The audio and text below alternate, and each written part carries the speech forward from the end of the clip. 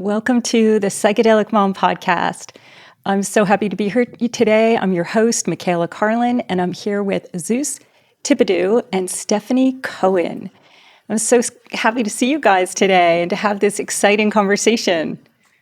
Super excited to even be here. Thank you for even having me on. Love this. All the way Hi, from the Steph. Netherlands. From the Netherlands, yes, across the entire planet. And I'm very happy to talk about whatever across the planet. I love to think that the Psychedelic Mom is going global and these topics You are. spanning. So, Zeus, you are a neuropsychopharmacological PhD candidate at Maastricht University, in the south of Holland, by Belgium, by Germany, but definitely in the south of Holland. Wow. The Netherlands. So, and you're focusing on researching the brain while under DMT inside virtual extended reality. Yes. It's such Is that what you do on Tuesdays? Yeah, right. It's definitely a wild idea to give somebody DMT and then put them inside VR or XR is what we call it. And then look at their brain, look at their visual cortex. It's something that is a wild thing to say, but it's actually happening. That's what I'm doing. So, And I'm curious, when you say extended, is that because you're also doing kind of what the Imperial College of London did, where people are receiving DMT through intravenously, so their experience isn't the 10-minute, it's like an hour-long experience? The thing about DMT is that it has a very short acting sort of response in the body. It lasts for 215 minutes and then you're basically done. They're trying to extend this DMT experience. And they actually are doing this very extended DMT experience led by Chris Timmerman. But my research isn't necessarily about this extension of DMT. It's about the extension of reality with tech, with VR, with XR, with AR and MR. XR, extended reality, is just sort of an umbrella term to place things like VR, AR, mixed reality, all these different sort of realities inside of XR. Ooh, I like that. Okay, so you are using fNIRS Near infrared spectroscopy, yes. to get a glimpse into the brain and what's happening when we are using DMT and other psychedelics. So also, if my audience, if you haven't listened to my episode with Alexander Boehner, he did the extended DMT that we were just talking about from Imperial College of London. And I want to welcome Stefanie, who brought me Zeus because she just saw you at a conference up in Vermont and said, you know what? This dude is really cool, and hit some buttons on the audience. So welcome, Steph. Hi, I'm so happy to be here. I'm so happy to be interviewing you, Zeus, because you were a really fun presence at the conference. What you presented was maybe, I don't know, would you term it a little controversial, or just maybe people maybe don't want to hear some of what you're saying? Do you have that reaction with some of your talks? Yeah. So the something I presented was on perception. When you're under the influence of these substances, how does it really affect perception? And yes, whenever you sort of take the veil off something that people hold so close to their hearts, then it definitely touches buttons. I did the same thing when I was in Berlin last month talking about perception and psychedelics.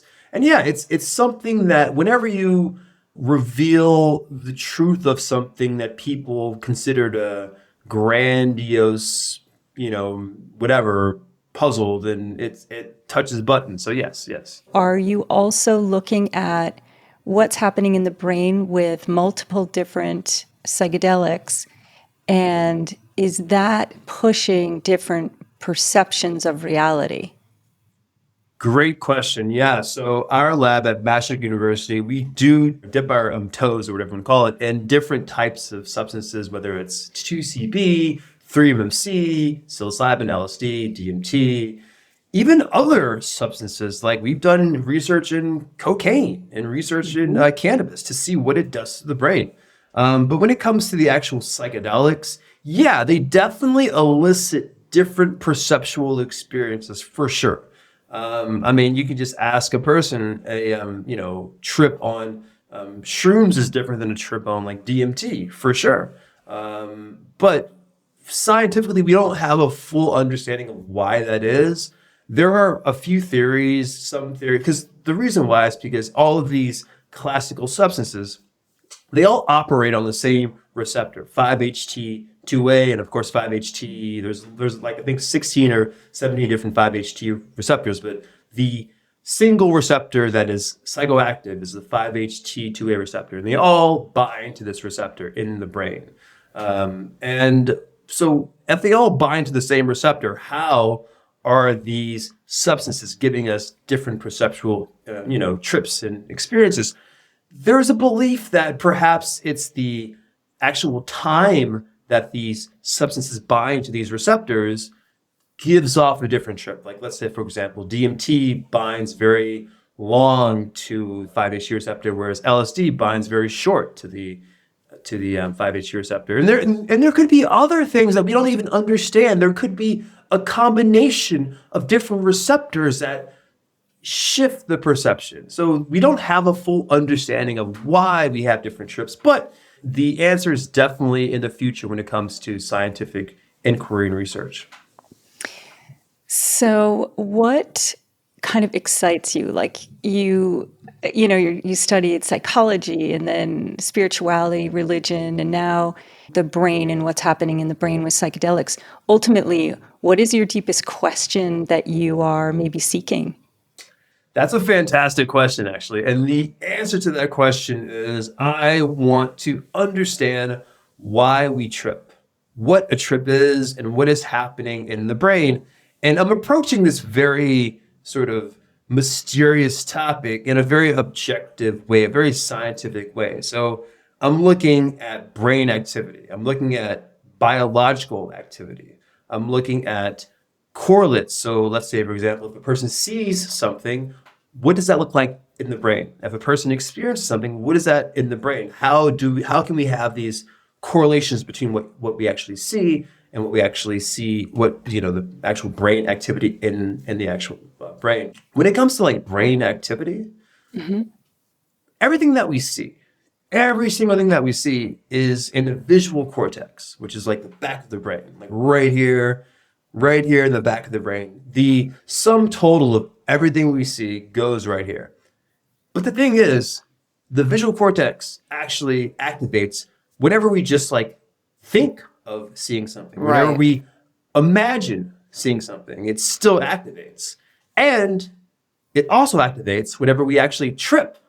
When we're tripping, it activates. If we see something while we're, tripping, then we will see it in the visual cortex as if it's an actual thing. Even with your eyes closed, Right. You can close your eyes and I can say, I want you to imagine seeing a blue truck, whatever. And we could see the actual activity in the brain as if you actually are seeing a blue truck.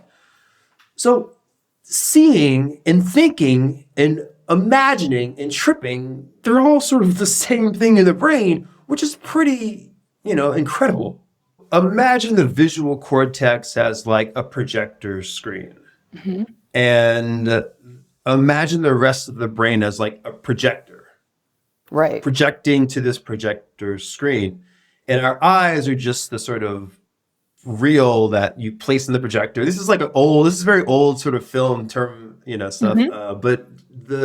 So we can see things and those things can go to the actual visual cortex. So whatever we see goes to the actual visual cortex. 100%. Okay. Every single thing we see goes to the visual cortex. But if we imagine seeing something, then our brain can't discern whether this thing was a imagined thing or whether it was an actual thing. Wow. So it all goes to the visual cortex. There's actually a very famous experiment called the Perky effect. And the Perky effect essentially showed a person, let's say, a blue truck, and then you ask them to imagine a blue truck. And then if you slowly introduce this blue truck in a very faint way, very, very faintly, then a person can't tell if they're actually seeing the blue truck or if they're imagining the blue truck. It's called the Perky effect, a very classic experiment that's over 100 years old. So Right. how does our perceptions, what we're seeing on the back of the visual cortex, and what's actually here in reality correlate? So you brought up a fantastic point, like the idea of touching a table. How can we validate this being, real?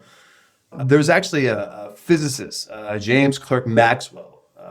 He's from the 1800s. He was Albert Einstein's favorite scientist. Brilliant, brilliant dude. But he discovered electromagnetism, the whole field of it, and that's the reason why we have cell phones, we have like computers. Without his invention, we wouldn't be able to do this. And he did this with these things called 4-vector equations. And you can search for it. It's a classic, math thing. And these 4-vector equations gave us radio waves, gave us all these different electromagnetic frequencies, radio, everything. But here's the thing that most science doesn't really talk about, is that in these 4-vector equations, he also discovered that every single thing, everything, your hand to the table, your butt to your chair, everything, you hold every single thing. There isn't a single thing in our observable universe that actually touches anything. Right. We only interact with electrical fields of other objects. Whoa. That's it. Yeah, it's pretty wild, isn't it? Because like this feels like I'm touching my hand, but I'm not. And my hand feels solid, and it's not. We're covered with fields of electromagnetism. These fields are everywhere. So when you realize that this whole sort of, physical reality that we call reality, it's cool. We have like physical objects. We have like, broccoli and planets and like, trapezoids or whatever. But we don't. But the thing is that is all kind of not as cool as this electrical field that is encompassing everything. We don't understand what this is, why it exists, and what fundamentally is its purpose, if it even has any. So that right there is pretty wild. And that we figure that out with science, which gives us an understanding of how mysterious reality could be through science. We need to understand that science can reveal the sort of wonders of reality. The thing you just said, though, nothing's actually touching. We take that and the paradox of it's actually all one field. So like in the physical form, my fingers aren't actually touching, and yet it's all one field. Yeah. I mean, it definitely gives rise to this sort of idea of like oneness, or that there isn't a separation of literally anything. Also, I do want to say this. So, I'm a very objective person. I'm focused on science. And about a month ago, there was a paper that came out about the integrated information theory, which is basically, it's an idea about consciousness. And they brought this idea up, which I think is not that extraordinarily like wild. They say that the idea of like what is conscious, right? Okay. They brought the idea that in actuality, the best explanation of consciousness is that everything is conscious. The table, your door, the floor, your phone, everything is conscious. And the reason why, 2 reasons why. Number one, Occam's razor, which is the simplest explanation, is usually the most valid explanation. The simplest explanation to consciousness isn't that, oh, well, you have to be carbon-based, you have to have a heart, you have to feel pain, we have to provide energy. No. The most simple explanation of consciousness is that it's just all conscious, number one. Number two, if everything is covered with this field of electricity, then perhaps this field of electricity is giving things, objects, us, people, plants, tables, consciousness. Whoa. Wow. I mean, that is not far-fetched for me at all. No. I would say my tweak on it would be that that thing that is giving consciousness, that is actually all there is. So me thinking of myself as an individual self, my selfing mechanism that is really thought, is actually the illusion. And some of my perceptual fields aren't really picking up reality, which is that this is all conscious. And maybe the table doesn't have the same level of consciousness of brain wave thought. Maybe that's part of it. Like even our thoughts maybe arise within consciousness, and this table arises within consciousness, but not consciousness as, oh, that rock can think, maybe. How do I we don't know the know. rock can't think? We don't. I mean, Yeah. animism becomes more and more interesting, actually, right? To think like a rock can possibly have thought and everything has life. Yeah, I mean, it's something, and here's the thing that was kind of like revealing. Scientists from across the world wrote this like rebuttal paper, basically calling the idea of IIT like pseudoscience, like it's all BS. And I think that I honestly think that any sort of idea or any theory of like consciousness could obviously be BS. The fact that they chose this one to be BS is very particularly weird. And it sounds like wild to say that, oh wait, everything is conscious. It sounds wild to say this, yes. But scientifically, if you look at it, perhaps it all is consciousness. It all of this is consciousness. So you said scientifically, if you look at all this, it is consciousness, and you're very science-minded. I've come at this from like more maybe meditation and some of my practices and experiences of a field shifting in that. You're coming from this from a science perspective. So how would science, from what you're doing, kind of say, no, this isn't that far off as being true? Essentially, everything is covered with a certain field of electromagnetism that is also reactive to other fields. Then if a field is reactive to some other field, that's a form of communication. And okay, that sounds pretty well, but if you think about it, you put your phone down on the table, there's a bit of sort of information being transferred in the sense that the physics of the phone is impressing on the table itself. And yes, it isn't a sort of extensive amount of communication, but it's still a form of communication in the sense that it has an imprint on something. Mm-hmm. If something has an imprint on something, then it's communicating, it's interacting with it. And once an object can interact with some other object, then who are we to say that this sort of interaction isn't a form of communication? Interesting. Yeah, what's coming to mind when you say that is like grounding, right? Getting your bare feet on the ground.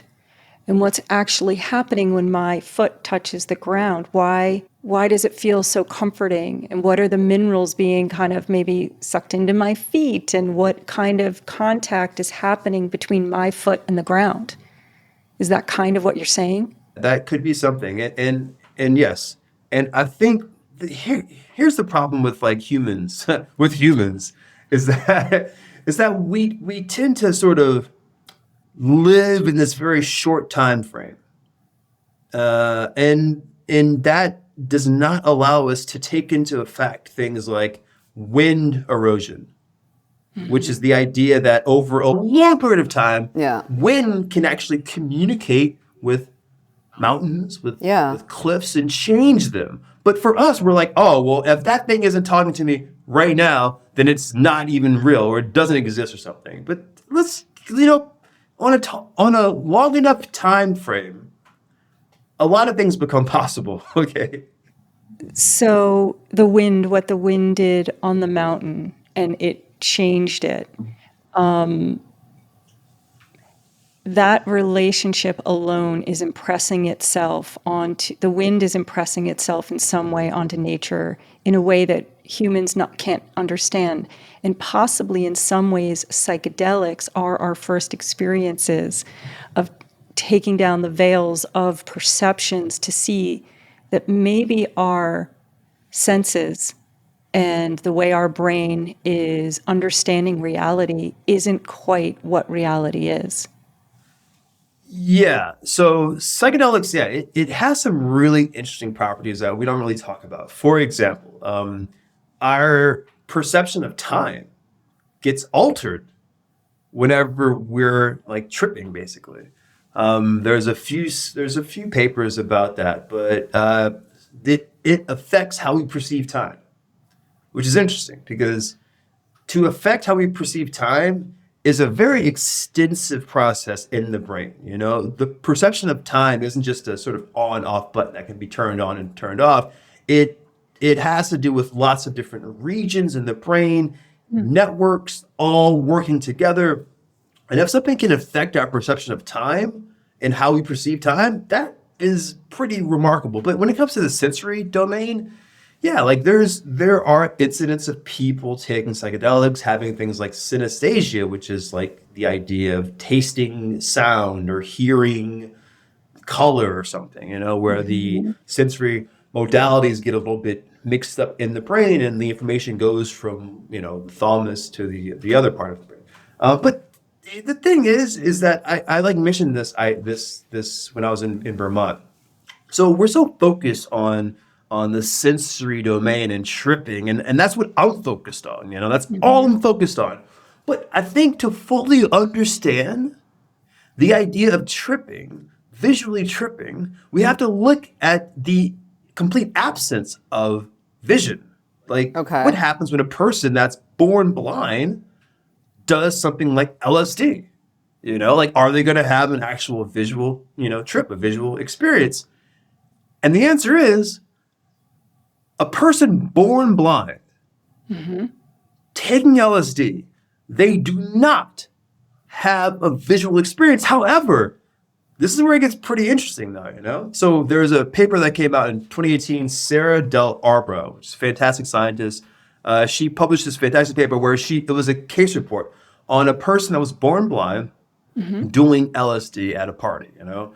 And so, of course, you know, when you take LSD, it has this very distinct property with LSD of like melting faces. Everyone's like, you know, the face is going to like melt. Don't look at yourself in the mirror. Your face is going to melt. We all understand this, right? But when blind people, when they like see a face, they don't really see a face. Well, they see a face, but they touch the face to understand the sort of fine contours, the details, the eyes, nose, mouth, all this stuff, right? So when this person that was born blind did LSD and touched the face of his friend, he found that the details of the face, the eyes, the nose, the mouth, they were sort of jumbled up, like almost like they were melting off her face. That's so crazy. So you have the same trip being experienced by two sensory domains, vision and touch, which is incredible. So what is that? What are the repercussions? Like, what does that mean practically? Short answer, we don't fully understand what that means. Yeah. But we will understand if we keep on going towards, you know, science and like understanding the trip. I can give you a theory as to what that means. I'm not sure if it's validated, but I can tell you what I think that means. It means that the sensory domain, all the senses, we say 5 senses, but really we have like about 7 senses. We have vestibular senses, which is the idea of like balance. That's an entire sense right there.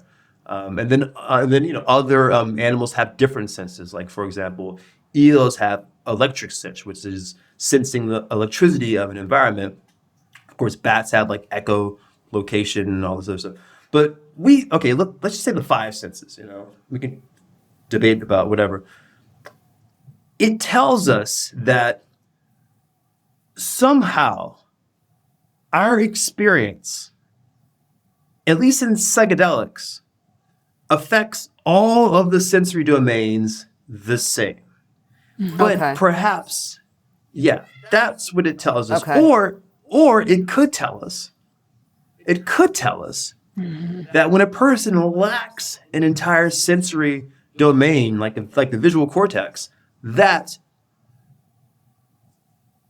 the information goes to a different sensory domain. But it's still the same thing. It's still fundamentally the same thing. I don't know what that is. I have no idea what that is. But whatever the information is from the thalamus to wherever part of the cortical region of the brain, it's the same thing.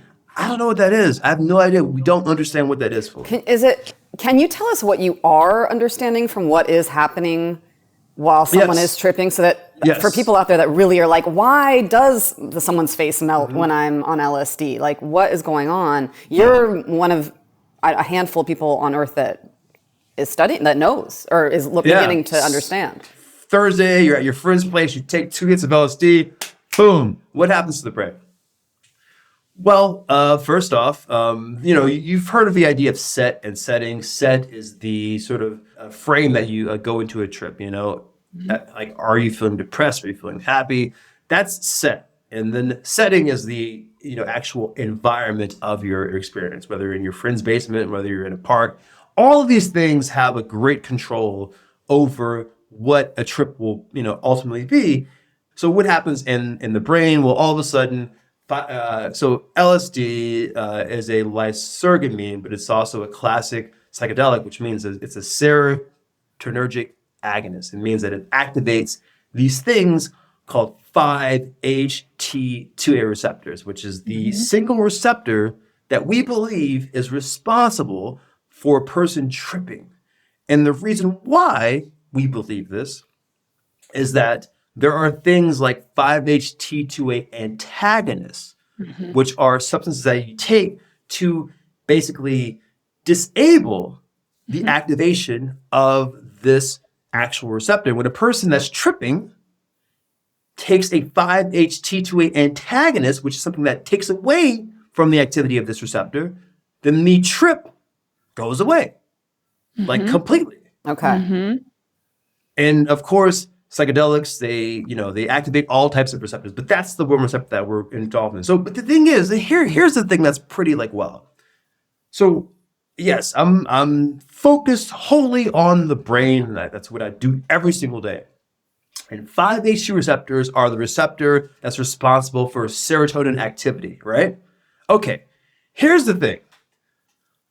Only about 5% of all 5-HT receptors are in the brain. The other 95%, they're in the gut. Right. Which perhaps the future of, psychedelic science isn't brain scientists like myself. Perhaps it's like gastrointestinal scientists, Right.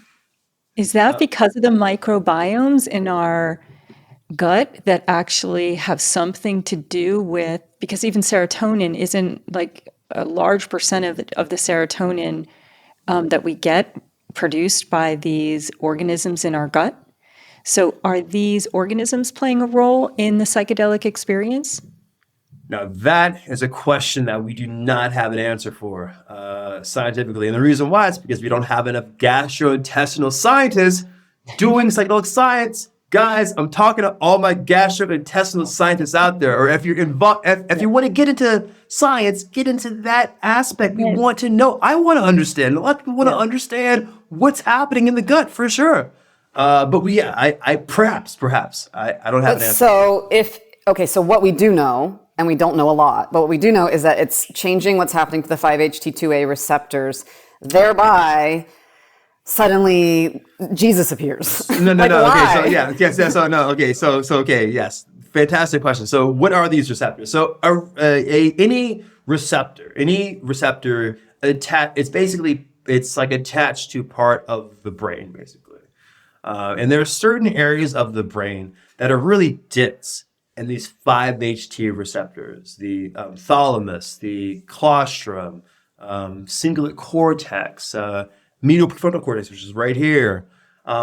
So whenever we do psychedelics, we see that these receptors, while they're attached to these areas, they make these entire areas act in very peculiar ways. And when all these areas are activated with 5-HT receptors, all of this sort of LSD floating around in your head, basically. When that happens, the brain does some pretty interesting things. And I can talk. This is very complex, but I'll do a simple explanation. So there is an area of the brain called the thalamus, and it's where all sensory information goes to get processed. Everything we see, everything we hear, everything we touch, it all goes to the thalamus. The thalamus is like the sort of processing center, the UPS center, basically, of just processing everything. Just everything, package, boom, packages coming from the eyes, visual information, coming all the way to the eye, the retinal pathway to the thalamus, and then it goes to the thalamus, boom. And thalamus is like, okay, this is a visual information. Okay, this goes to the visual cortex, boom. This is auditory cortex. This is what it is. So it's constantly doing this, like constantly. But it's also an area that is densely packed with 5-HT receptors. So when we trip, also remember, it isn't just us tripping. It isn't like you or I tripping. It's your entire brain is tripping. All receptors are tripping. Your areas of your brain are tripping. Cingulate cortex is tripping. Thalamus tripping. Amygdala is tripping. Every single thing is tripping. So when this happens, the gut might even be tripping. the gut might be tripping. My Yes, amygdala exactly. is tripping so hard right now. That's hilarious. Yeah, which is good. I mean, maybe it's good. Maybe. But so when we take anything in the thalamus starts to trip, all of a sudden this very like straightforward, organized process of like, okay, this goes there, this goes there, this goes there. It gets wild. Okay. And all of a sudden, we're sending visual information that is like simple information, like let's say, for example, the shape of something or the color of something. We're sending simple visual information to the complex areas of the visual cortex. Okay. And then we're sending like complex things like the fine details of a face or the speed of something coming at you or all this stuff. We're sending this complex stuff to simple areas of the visual cortex. And the visual cortex is like, what's happening? And then, of course, there's this thing called predictive processing, which is a very long thing I'm not going to get into. But all of this is happening. And then there's other parts of the brain, like the colostrum, for example, that is the sort of bouncer of between the thalamus and the cortical regions. It basically helps to say, nope, that does not go there, that goes there, you're out, you're in. You know what like bouncers do, basically. Even this area is tripping. So it's like, oh, you go, maybe you just stay there, I don't know what's happening, So all of this is happening.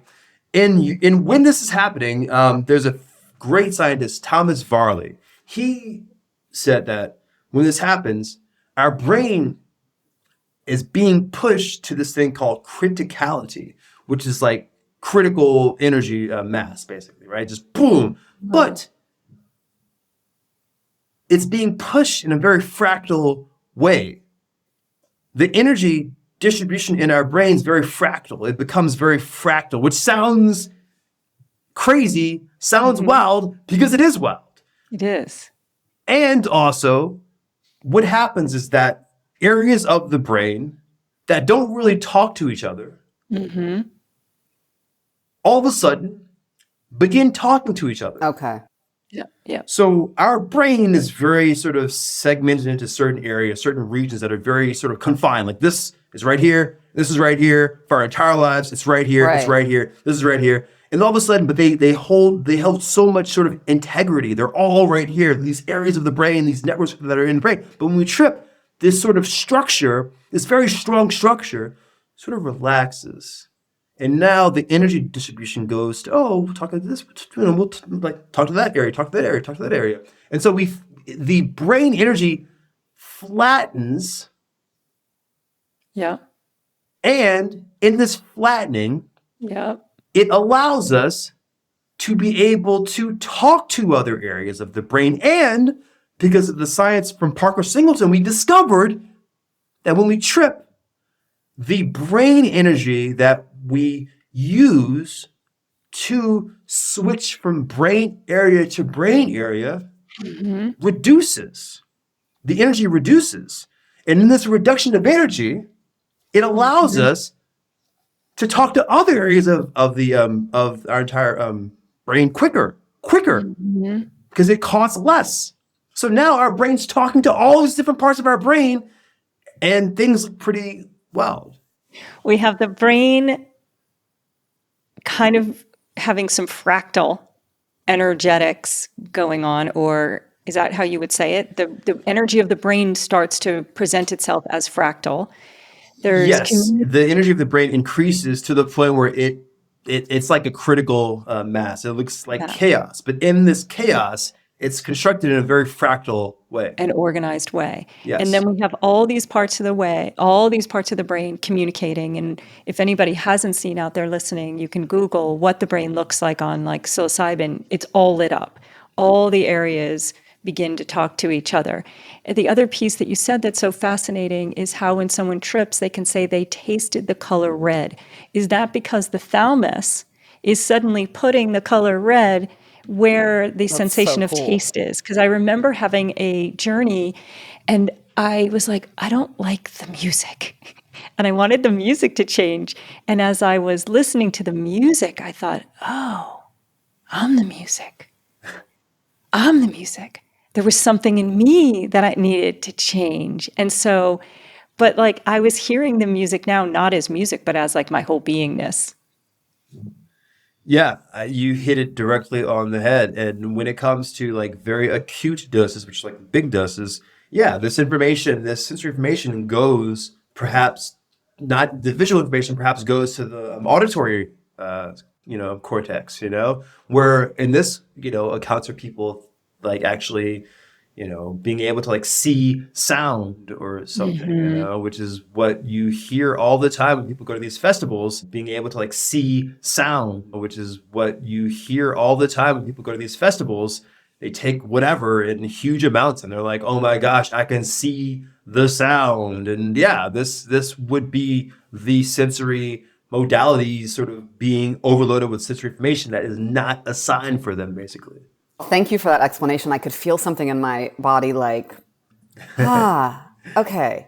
And I have another question I want to ask you that I don't want to forget, but because we talked about this a little bit at the conference. But okay, so then you have a lot of research into like the DMT elves, for instance, maybe in other areas, other psychedelics as well, where you're like, okay, you're not visiting a hyper reality.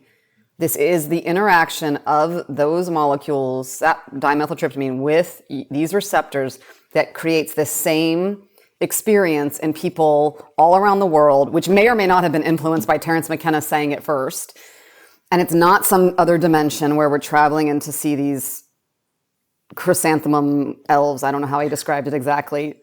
I just remember the phrase, don't give in to the astonishment, which I love. I love that line. But that it's just a reaction. Don't give in to awe. Yeah, but it's just a reaction of our brains because we all have the same brains. There is no, and then it correlates maybe to like, there isn't really a mystical experience happening. It's chemicals and it's the brain. Am I saying that accurately? Yeah, so and here's the part where people get really angry at me. Yeah, this is the part where the woman in Stowe wanted to fight you after. She wanted to like fight me. She wanted to wrestle me. I was like, "Hey, take it easy. That's a little bit too." So what? Like, you're in Vermont here. You want to wrestle people? The thing about the actual psychedelic trip or the actual experience of seeing things and experiencing these visual disturbances or hallucinations is that there are visual conditions in which people have very extraordinarily psychedelic trips. There is this thing called Anton Babinski syndrome, which is a very rare disorder, visual condition. Only about 28 people in the past 50 years have had it. But what it is, it's basically your brain. So it's due to people losing vision. And not parts of their vision, like little patches of their vision. And of course, that increases to entire fields of vision. But your brain is trying to adapt to this vision loss by placing things inside of these sort of voids of like vision, and that leads to things like people seeing patterns, people seeing things that aren't there. And there's this other thing called Charles Bonnet syndrome, which is it's like the same idea. It's the brain trying to adapt to vision loss by creating entire realities that our brain believes should be there. And this is also affected by setting, by the environment a person is in. If you're in a very comfortable environment, a very relaxed environment, then the Charles Bonnet syndrome will happen frequently. And what happens in this sort of, very, this very interesting visualization, there's things like, like pareidolia, which is like the finding significance in visual ambiguity. There's things like, there's even super complex things like eidactic hallucinations, which are described as, hyper real, more real than real. And then there's very complex things that happen, very trippy things like zoopsia, which is actually seeing fully formed creatures, aliens, and even mythological beings like elves and fairies. Okay. And this is all happening in the brain without psychedelics. Yes. What about people that see like goddesses? Those kinds of things. So yes, we see things that already exist in culture. We were like seeing things like fairies, like goddesses, because these are very like things that exist in fantasy. They exist in literature. They exist in fiction, and so that isn't really extraordinary to me for a person to see something that looks like a typical alien that you see on TV or something, or to see like a classic angel with the wings and the white robe and everything. Because these are all sort of, images that have been placed in our heads our entire lives, like subconsciously. Like these are things that we have an understanding of. So if we trip and we're Christian, we have a very strong Christian background, and we see angels and God, that's because we're Christian. That's because we're seeing, because we've been around this very, Okay, but what about as a Jewish woman that did see Jesus? And I never think about, Jesus is not it was not being or consciousness that I had a relationship with at all. And I know people that, like, exactly like Michaela was saying, that trip and see like in Hindu deities that they don't even know what they are until they look them up later. And I can only say that's anecdotal, but it did happen to me, and it did happen to friends of mine, where it's not things that are in their worldview already.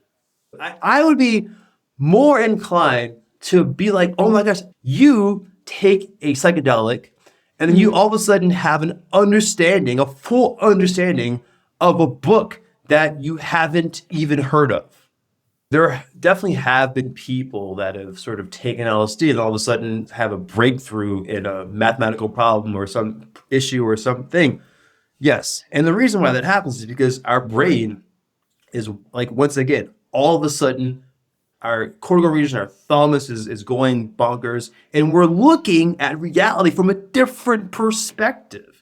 So if you're a mathematician and you're stuck on some, very complex problem, and then you take LSD, and then you're like, oh my gosh, I've been thinking about something this way the entire time. Now that, there's like my long-term potentiation in my brain cells and but basically everything, these, connections that were very strong your entire life suddenly loosen up, which helps you make connections with other things. And that happens. And then that helps you sort of, have this plastic-like understanding of things, and we can sort of understand them in a different way. Here's the thing: you're a mathematician working on math. If you were like, a ballet dancer, and then all of a sudden you understood some like very complex equation without an understanding of mathematics, or the other way around, then that's something interesting in the sense that, oh, wow, they give you something that you don't have, but it can only alter your current understanding of whatever it is, in whether it's reality, whether it's your profession, whether it's your understanding of whatever religion that you have. So have you had mystical experiences that have changed your life that you are just like, oh, that's just because the T24698 receptor was shut off for this amount of time? You know what I mean? Like, how does that affect you personally, whose whole life was changed because of a mushroom trip? I have a very interesting upbringing. Like most people were brought up in sort of Christian or Judeo-Christian sort of upbringing. I didn't really have that. I grew up in a very Creole voodoo household. so my entire understanding of like reality was like, not like, I knew that there's this base reality, and then there was some other worldly reality that had control over this reality through things like incantations, sacrifices, chants, curses, all this stuff. And that was my entire understanding of reality, was this Creole voodoo perspective. And then when I was 8, my dad got a job, and we moved from Louisiana to like Texas. And now this guy Jesus was everywhere, these giant churches, mega churches, roadside baptism, all this stuff. And I'm like, what is happening, So my upbringing was very not that traditional. But then when I was in college, when I was sort of focused on my scientific track of psychology, of objective reality, of testing and empirical evidence, my friend was like, hey, Zeus, take this bag of shrooms. It was 5 grams of dried shrooms at a party. And I like took them, and the trip was so over the top. It was so incredible. Like everyone at the party turned into these like colorful orbs that were just floating around. The entire idea of a conversation was just absolutely absurd. People were playing beer pong in the kitchen. The beer pong was just like, why are they playing beer pong? It made no sense. So I just like walked outside, stepped outside, sat down, just to sort of take in everything, And my friend Sarah, who's still my friend, fantastic person, she came up and she must have sensed this sort of existential crisis that I was having. She was like, Zeus is like on something, So she comes up from behind, she gives me a nice massage. It was beautiful. And then I look up in the sky, and I had a very mystical experience, like without a doubt. I saw this very, this being that was very mystical in its presence in the sky. It was just sort of floating in the sky. It was composed of these black and white ribbons or something, and it just kept on sort of ever evolving and changing and like doing all this stuff that was like trying to talk to me, trying to communicate with me. And it changed my entire life. This single mystical experience changed my entire life. So, with that said, you can have a completely life-changing, life-altering, mystical experience with or without psychedelics. But let's say with psychedelics, still this very profound experience, a very real and authentic experience, it still originates in the brain, because the brain is capable of doing amazing things.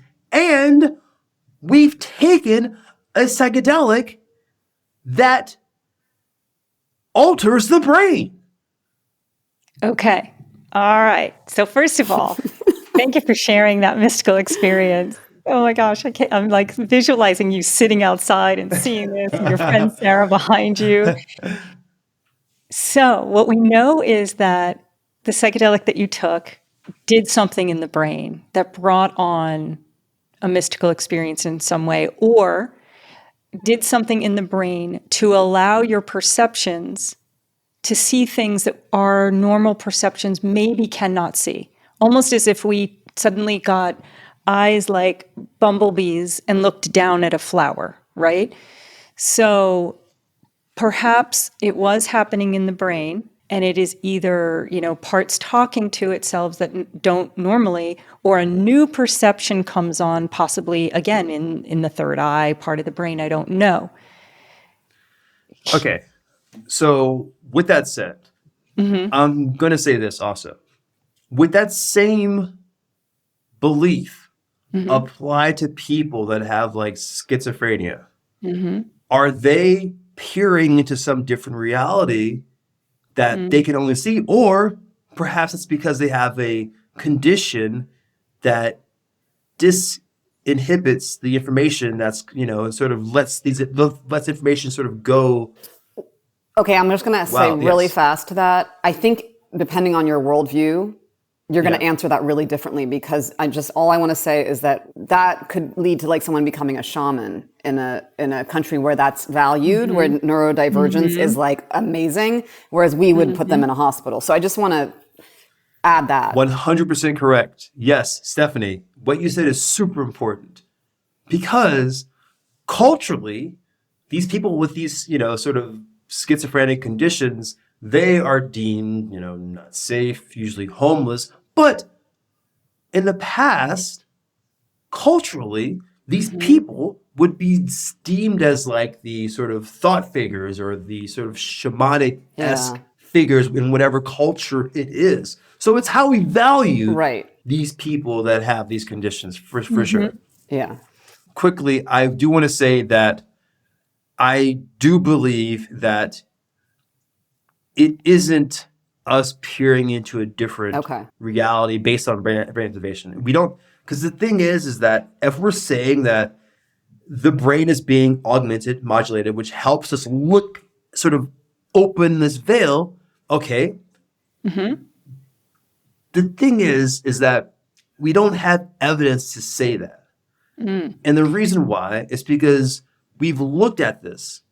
And in order to say that it's the veil, then that sort of breaks down this idea of Occam's razor, the law of parsimony. Now we're saying, okay, where are these aliens from? How do we know they're aliens? How do we know they're entities? And it's sort of the whole thing sort of falls apart. And the easier explanation is we've taken a psychedelic that has a qualified aspect of affecting the perception of the brain. Therefore, what we're seeing is a perceptual disturbance. That right there is enough. It is enough. It is enough. So it's like which I love. It's like it's biological and it's mystical and it might change your life, but it also has a basis in the interaction in the brain. Boom. So it's all of it. It's all of this, but it is not us looking into a different reality. No. Okay. I may challenge that for 1 second. Ready? Because going back to the quantum physics, right, it all being a field, people who don't have sight being able to see something in their mind that they somehow, so it's not the eyes that are seeing it, it is potentially happening in the brain. We know that one of the laws of quantum physics is everything is energy, by location. We also can look at time. You said that psychedelics have the capacity to alter our perception of time. There you go. Yeah. And so we also know that time in our reality, space-time reality, is equated to like gravity, right? How time and space is experienced in this reality has to do with gravity.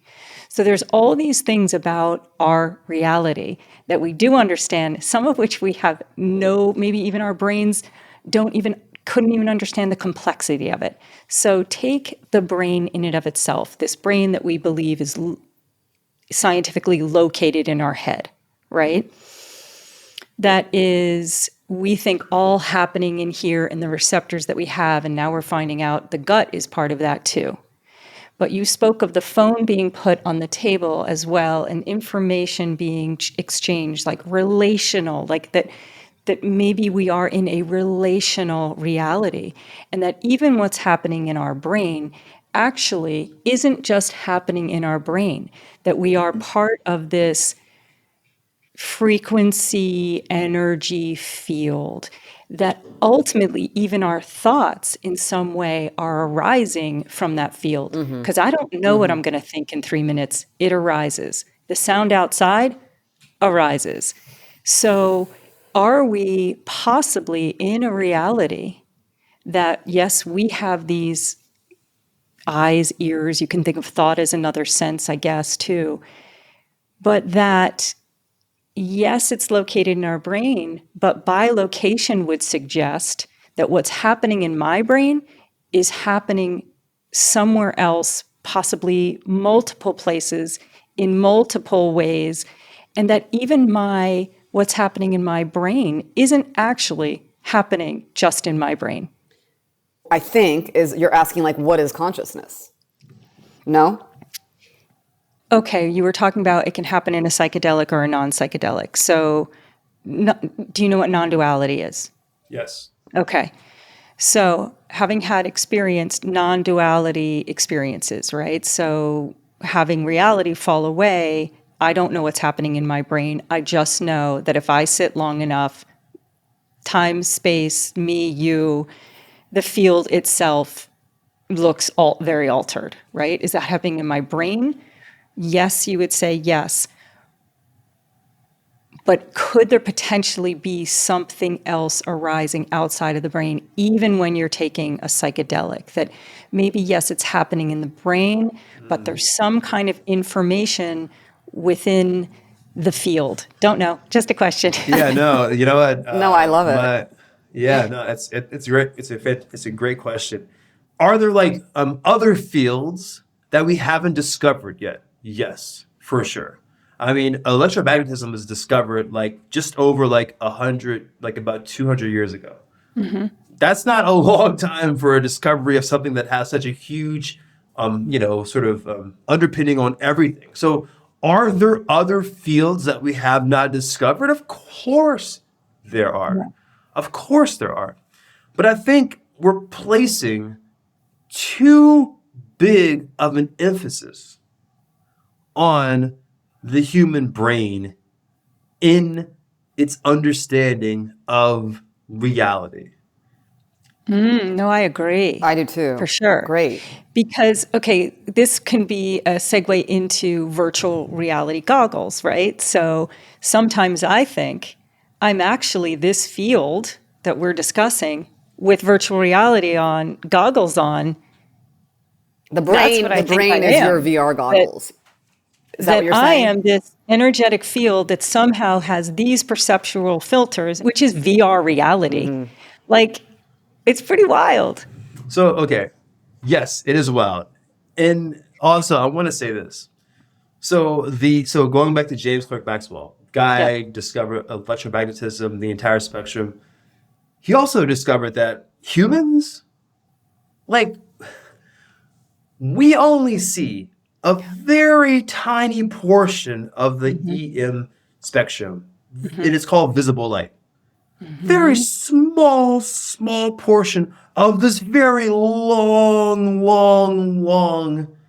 spectrum of electromagnetism. So we're trying to understand our entire reality Right. by literally looking through a peephole of something that is so vast. Right.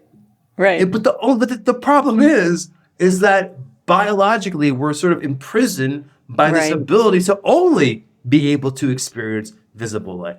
So I do want to say that there could be, this is very speculative. This is not how I generally do this, but there could be an entire like reality or realities pluralized that exist in other parts of this EM spectrum that sit on top of our reality. Yes, Like elves and fairies. like elves. Yes. Okay. You believe But- we're in base reality. There could be like a for example, a gamma ray reality or something else, all this other stuff. And there could be realities from fields that we haven't even discovered yet. So I understand that our understanding of science is ultimately very infantile. But it's very empirically tested. So we can take out a lot of things that don't fit with one thing. Okay. So for example, the reason why we can see an entire galaxy being formed billions of light years away Right.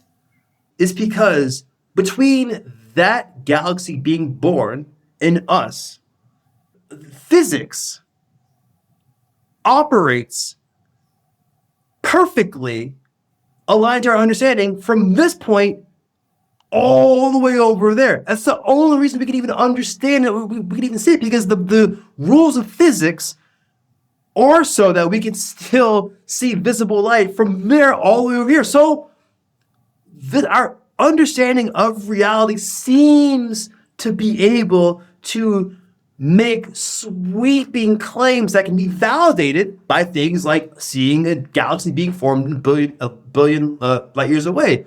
So for us to break this fundamental understanding of reality and physics, it would take something extraordinarily groundbreaking. It would take something to literally destroy entire equations of mathematical processes. So yes, it could happen, but it's going to take a lot of time. It's not going to be weaved in, Did you see the interview that Lex Friedman did with Zuckerberg? No. Oh, okay. You have to check it out because basically they used VR goggles. And if you see it, and Lex Friedman said it was probably the oddest experience he's actually ever experienced. He said without a doubt, he felt literally like he was in the room. It looked exactly like Zuckerberg and exactly like Lex Friedman. And they did their podcast with these virtual reality goggles on. He said it was just like so wild. So now you're bringing in virtual reality goggles to a psychedelic journey. Yes, I am. I definitely am. And I do want to say there's one beautiful paper that came out last year about VR and about psychedelics, about the actual experience of a psychedelic experience. So, the idea of taking lots of substances, LSD, whatever you want to call it, or whatever substance that you want, you have this thing of ego dissolution. The ego goes away, you dissolve, and you become this oneness of everything, right? Right. Very classic understanding. So, but okay, how do you make that happen Yeah. in VR?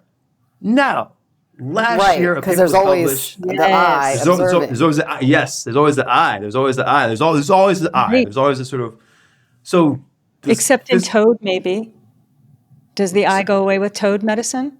5-MeO-DMT. Yeah, there's a lot of things that go away whenever you do 5-MeO-DMT. But yeah, it's definitely a classically ego-dissolving substance for sure. But just imagine if it's possible to just have VR on and have this very ego-dissolved experience. Right. There was a research published by David Glowacki. He basically did this thing called group VR, which is basically you put on a headset and you're with people in the same place.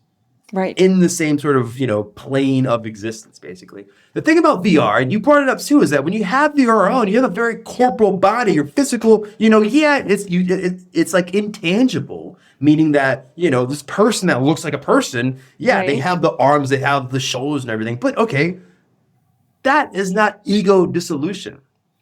What if your body was not a body, but this sort of cloud dissipated of existence, so that you don't touch people, you sort of merge with people. Oh, wow. You become one with each other. And so he had this where he had people inside this group, VR, and they all had this sort of dissipated body. And he found that people were having profound experiences, crying, very intense psychedelic experience without psychedelics, just having the sort of dissipated embodiment and merging with somebody. You Well, now you're become. talking about like Yeah. that non-dual experience. You're talking about VR non-duality. Wow. Can we get Yes. in? Can we get into that? How do we Yeah, try of course we it? can. Of course we can. That's I think so she wants to actually profound. put on the goggles, is what she means. Oh, you Yeah. want to get? Oh, you want to get? She wants to into get that? into that.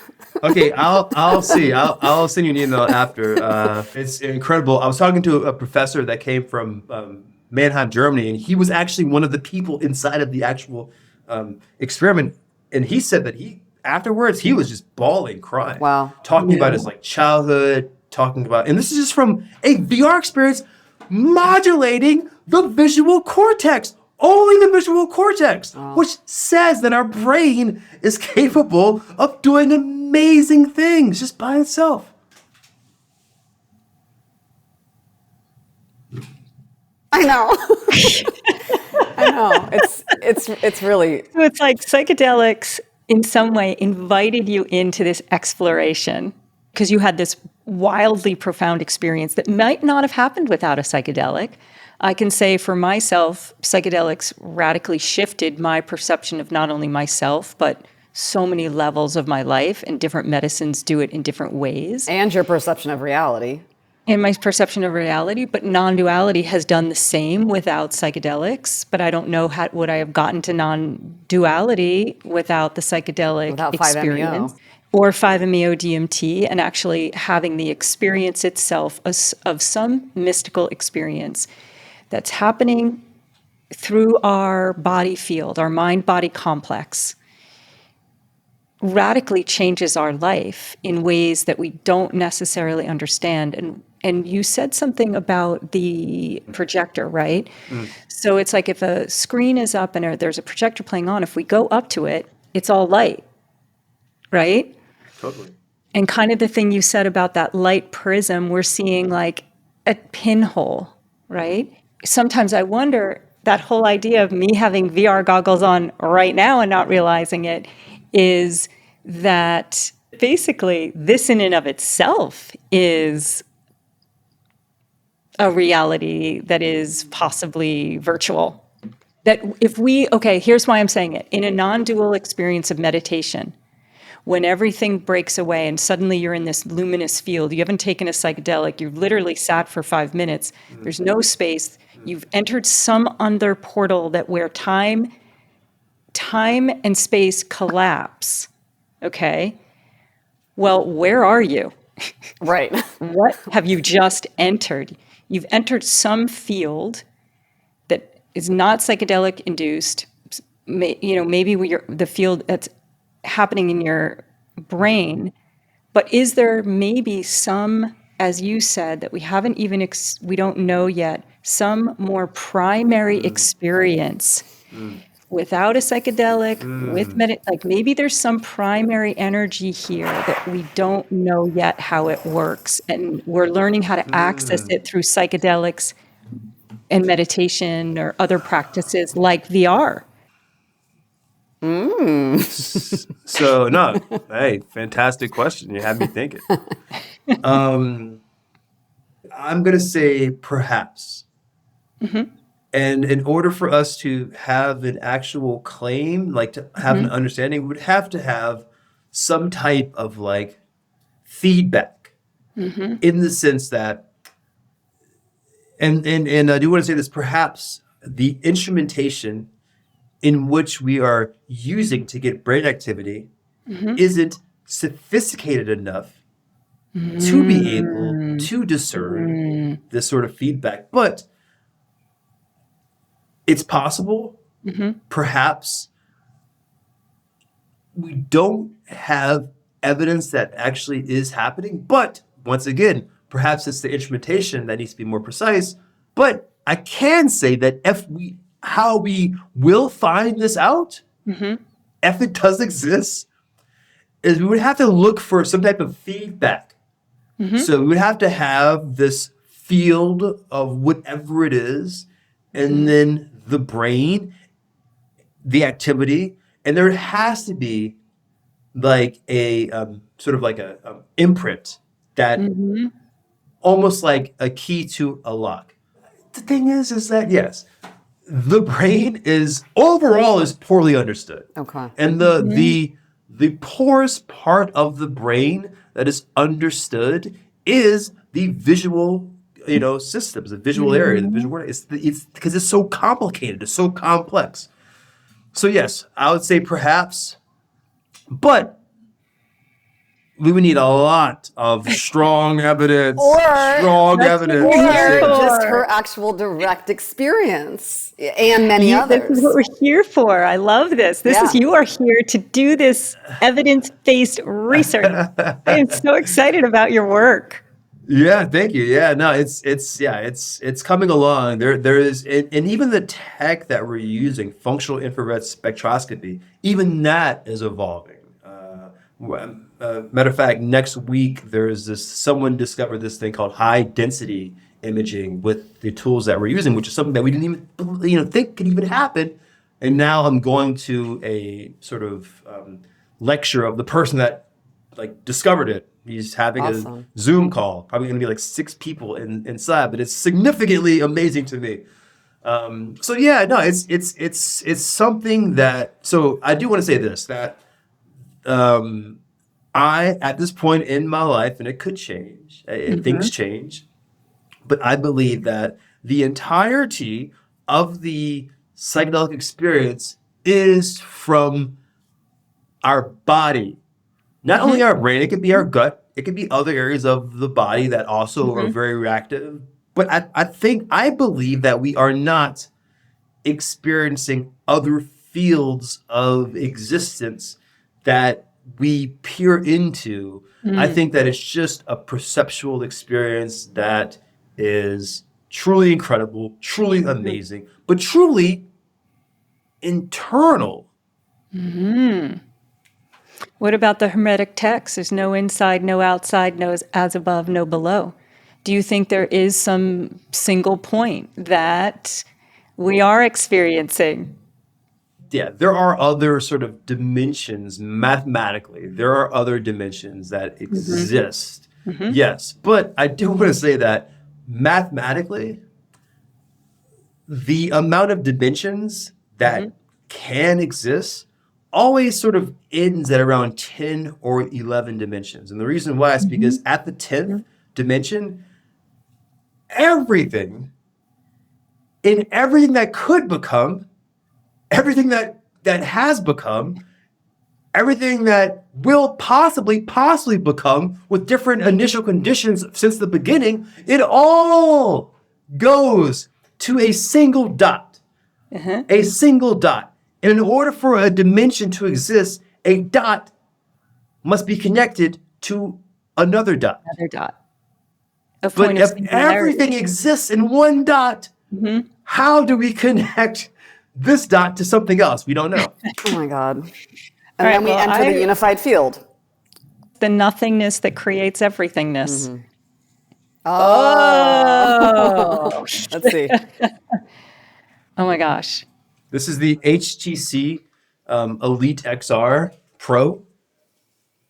This is an extended reality headset, so it's like a little bit beyond VR. It's extended reality. It doesn't have the sort of attachment in the back. It just goes on like glasses. And yeah, it has a fully functional extended reality component. VR, AR, MR. It's all sort of inside of this thing. What's amazing with the VR is you truly feel like I was at the edge of a cliff. My entire system was responding as if, oh my God, I'm at the edge of a cliff. Yes. That's really going to the power of the visual field. Yes. Right?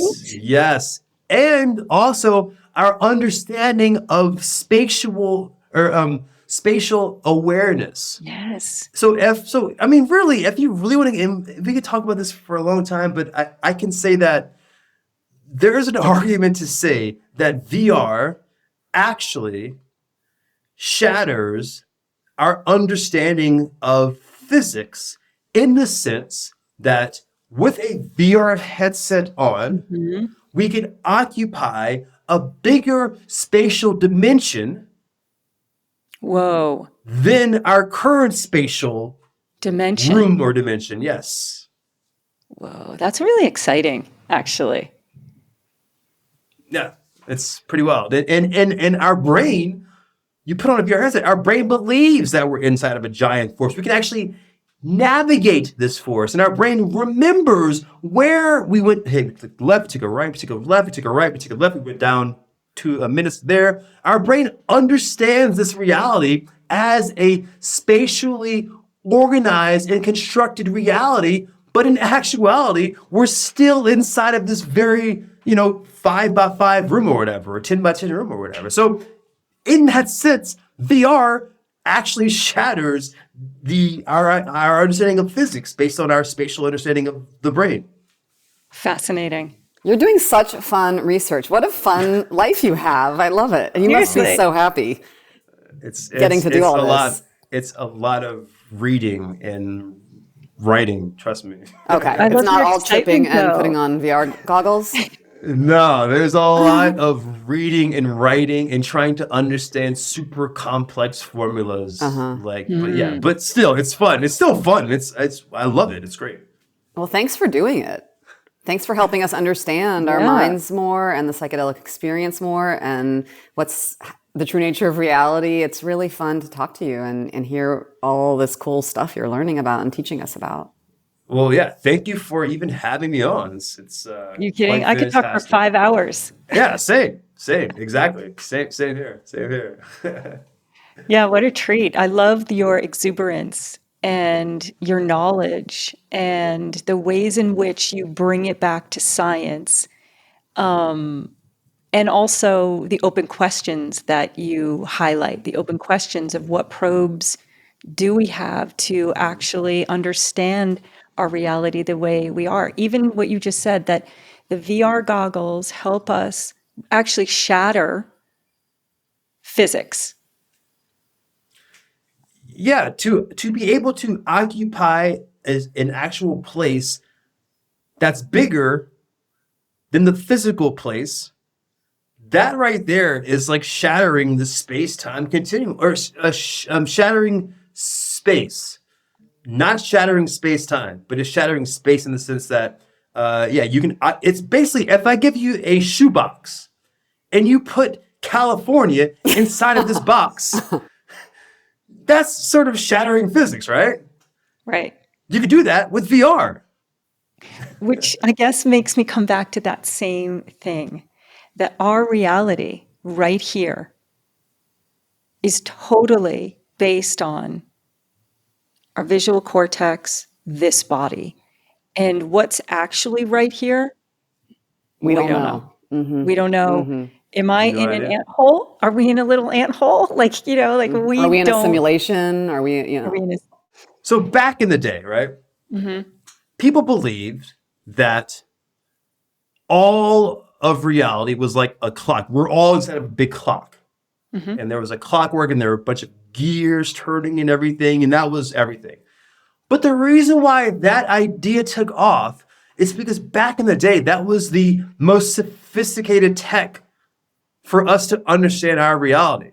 So if we go to the idea of like simulation, then that is the most sophisticated tech for us to understand our reality. Do I think that we're in a simulation? I think no, because a simulation is something that we just discovered in tech. So now we're like, oh, we're on all simulated reality. No, reality is not that easy. It's not that easy. It's not that easy. So no, I don't believe in a simulated idea of reality. I don't. But I did kind of steer off of what Michaela was saying, because where she landed, I thought was really beautiful. Of like, well, it is a pinhole. We all have agreed on that. So we don't know what reality really is, right? We can say that, all three of us. Yeah, for sure. we can Yeah, say what our current reality is. There are, like you said, scientifically, there is a table here. Is the table actually a solid form, and am I actually touching it? No. But there is a relative reality that we've all agreed upon. But we all agree that we only have certain tools to observe it, and they're True. not maybe And as sophisticated as... psychedelics, and psychedelics being a mechanism in which, like you just said, VR goggles shatter physics. So do psychedelics. Our perception of time, space, other it kind of shatters physics within a psychedelic experience as well. Like you can feel like you traveled for thousands of years. You can feel like you basically had a journey, like a 5-MeO DMT experience that feels like, oh my God, I just transversed my entire lineage. Was Yeah, that 10 yeah. minutes? Our perception of reality is drastically alters whenever we do psychedelics. So we are inclined to believe that that is all that reality is. But no, because keep in mind that reality is it appears to be, I could be wrong, but it appears to be a very complex system of things that somehow exists, like the laws of physics, laws of thermodynamics, laws of light. That there's this underlying fundamental sort of agreement between reality that doesn't break, but True. it's being perceived with these very, very, liquidly brains that we have in our head that don't have the best vision, don't have the best auditory comprehension, that don't have the best of all sensory modalities. Like, for example, eagle's vision completely surpasses ours by vast, vast amounts. A pig's ability to sort of sense sniffs and smells drastically more receptors than we have. So we're trying to understand reality with our human brains, when in actuality maybe we should ask what reality is to like a bird or like a turtle or something. But the problem is, since our brain is this very sort of feeble-esque thing, we can't communicate with a turtle or a wildebeest or a finch. Well, again, there's people in different cultures that would say they can. It's because you know what I mean? It does go back. Some of that is cultural. Yeah, but I mean, Shipibo shaman. I won't say Shipibo. I won't say exactly who, but definitely shamans communicate with plants and get information from, because they. I won't say why. I don't know why but if it's in that culture that it exists, and it does. Yeah. I mean, how did they learn to make ayahuasca? Yeah. I know you're going to have a different answer for that. I'm going to say that when you don't have cell phones or computers or laptops and your tech is the force, Right. and you have a long time to experiment in trial and error with a lot of substances, you will find that, these two parts, the vine, this goes together and this does that. Boom, fantastic. When that's your entire life, yeah, you discover that. But for us to think, oh my gosh, how did they discover it without the aid of cell phones and GPS? Well, maybe we need to look back and give our ancestors credit for how crafty and intelligent and clever they actually were. Also, just that there could be communication with other Plants species. and humans. That's all. Or other humans, or lots of trial and error over generations and generations as well. That being that you saw in the sky, made of black and white Yes. ribbons. Who do you believe it to be?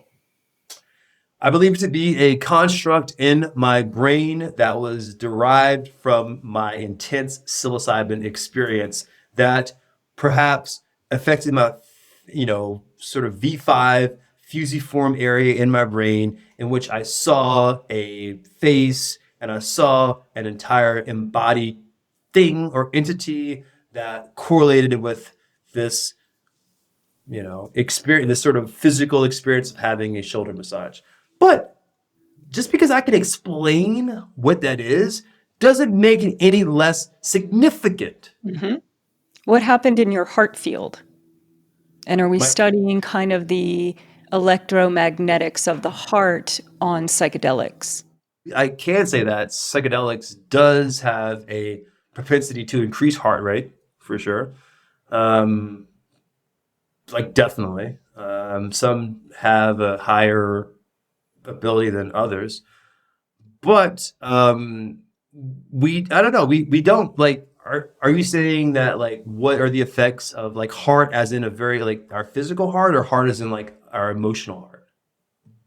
Kind of the heart field of emotion and like, if have you ever had that feeling of like a deep knowing that just lives within you, like some kind of knowing about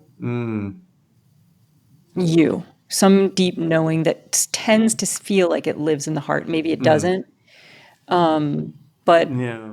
like electromagnetic field that suddenly comes into a homeostasis that's like, I've had that in like relationships and stuff for and sure. so, yeah, I'm curious.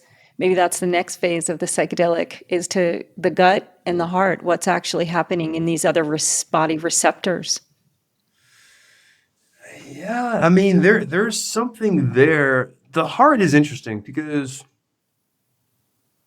it's so correlated with the rest of our body.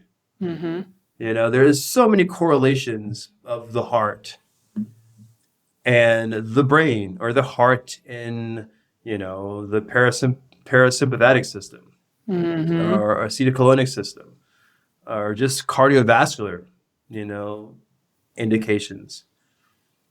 So the heart is just, I mean, the way I see the heart, it is very like scientifically perspective is that the heart is just it's how we replenish our constant supply of blood. That's how I see the heart. And it sounds pretty wild to say this, but I can't say without the heart we wouldn't have the sort of beautiful hemodynamic responses that we have, the oxy-deoxy correlations and all this stuff. But yeah, that's how I see the heart. But the heart That is being so like, romantic, by the way. yeah, Your what was the phrase? Like if you say that to your girlfriend? deoxyhemoglobin concentration. It's so beautiful to me. It just makes There my, you go. yeah. The Valentine's card. You do Yeah, my his Valentine's oxy. card. You like that? Yeah, Valentine's Day card. I'm swooning. I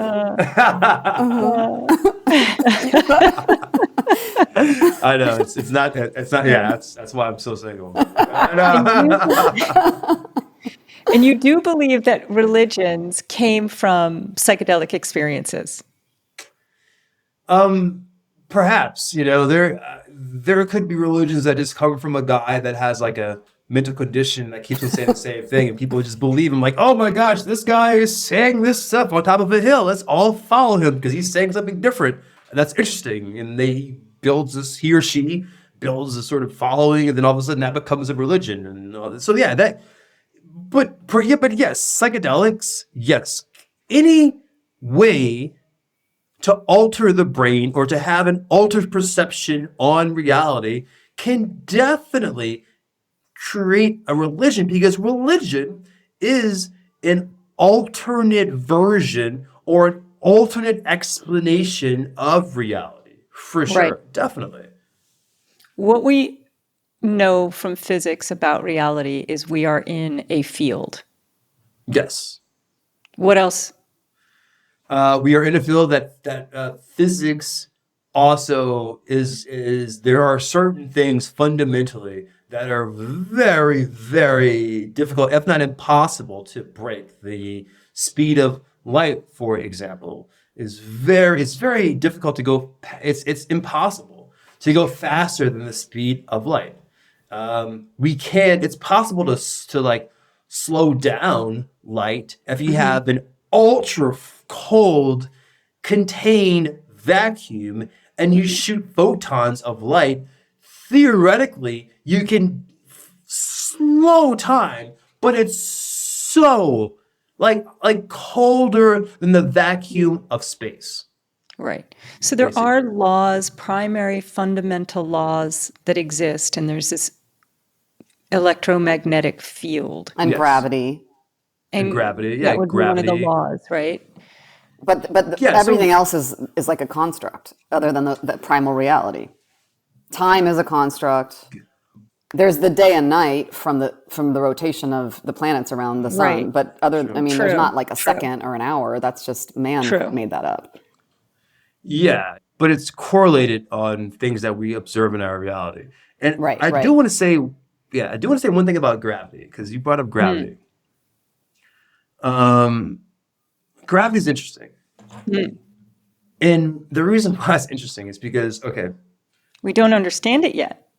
we First don't. it was the loop, then it was this or string, and then the loop, and we actually don't understand gravity.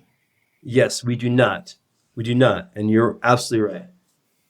Okay, let's say, for example, there's this sort of, you know,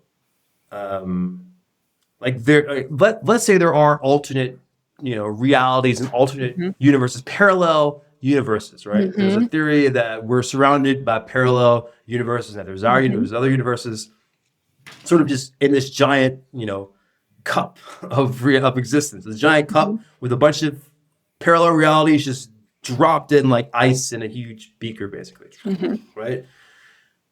Now, if that's true, the only thing that can penetrate from parallel reality to another parallel reality is gravity.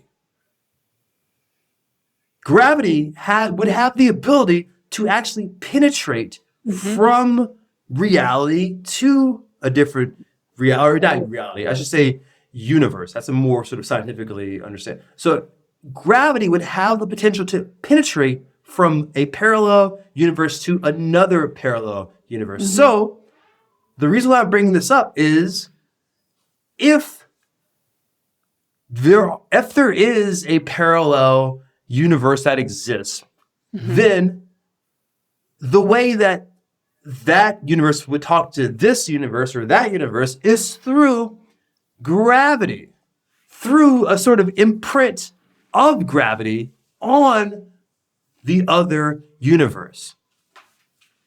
What does that look like? I don't know.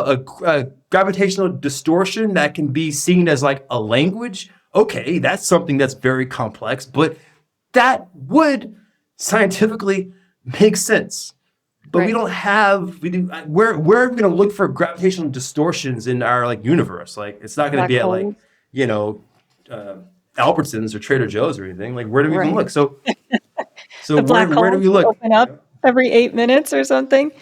Have you read the book The Law of One? No, I have not, but I probably should. Yeah, it's interesting because there's physics in there, but it's a fascinating book. Maybe we'll do a little book club. I'm down for a book club. Yeah.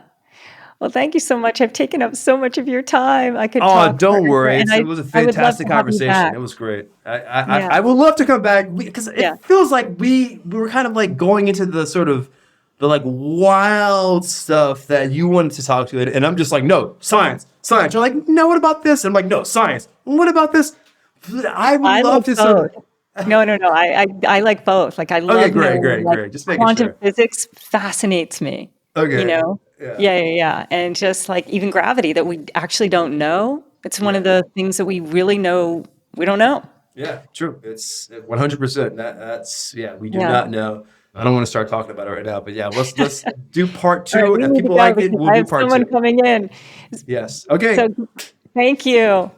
Thank you so much. It was fantastic. Thank you for giving me the time, the platform to even talk about these ideas and these, theories and concepts. Stephanie, thank you so much, tremendously, for thinking of me. It was great conversations in Vermont. Thank you for putting me in contact. Like this is all great. Yeah. This combo was fantastic. I can't wait to hear it back. Oh my gosh, what does that sound like?